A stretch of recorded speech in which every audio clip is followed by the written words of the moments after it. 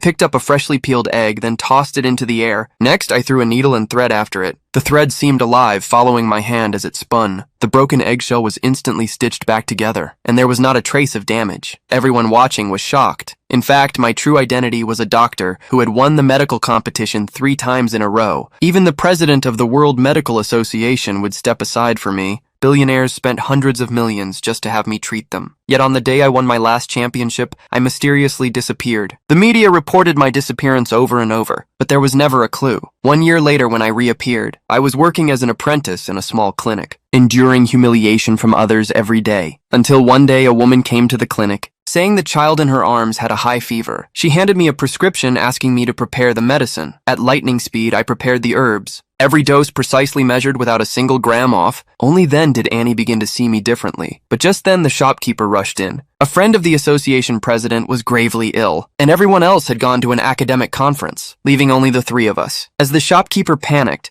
Annie remembered my skill in preparing medicine and pulled me along to help. Seeing time was short, the shopkeeper had no other choice. He told us the patient's symptoms, then told us each to prepare a remedy to ease the condition. We all got to work. I quickly prepared the herbs, not only naming each herb's function, but also explaining the method to treat the patient. Then Annie rushed back in, saying the patient was about to arrive. At that moment, Tony dumped my prescription into the trash because he thought I was just a new apprentice who could not even recognize basic herbs. The shopkeeper had no time to argue. He ordered the senior apprentice to cook the medicine. As soon as the patient drank it, he felt refreshed for a second, then spat blood within 3 seconds. The medicine king sniffed the decoction and said, "There was an ingredient that clashed with the patient's symptoms. It could kill him." Fearing exposure, the senior apprentice shifted the blame onto me. I did not bother to argue. I immediately checked the patient's symptoms and brewed another bowl of medicine. Just as I was about to give it to the patient, the medicine king knocked it to the ground because he knew I was just an apprentice and did not believe in my ability. He even demanded the shopkeeper drink the medicine himself to prove it was safe. Without hesitation, the shopkeeper drank it. He felt unprecedented relief and even drank the rest from the floor. But the medicine king accused him of acting and declared that if he cured the patient, he wanted the clinic to disappear from the building. With no choice, the shopkeeper challenged the medicine king to a life or death contest. The first test was stability of the hands. In 1 minute, peel an eggshell without breaking the membrane inside. The medicine king sent out the 3-time surgical champion. His knife flashed, he swiftly sliced the eggshell in midair, and within moments had peeled a perfect egg, even showing a tiny chick inside. Everyone thought I would surely lose. Kimura's technique was flawless. Even if I produced the same egg, they believed I had already lost on time. But I stayed calm. I tossed my egg into the air, moved the needle and thread a few times, and instantly produced an intact egg before everyone's eyes. They thought I had secretly swapped it, because there was not a single trace of stitching on the shell, until I pulled the thread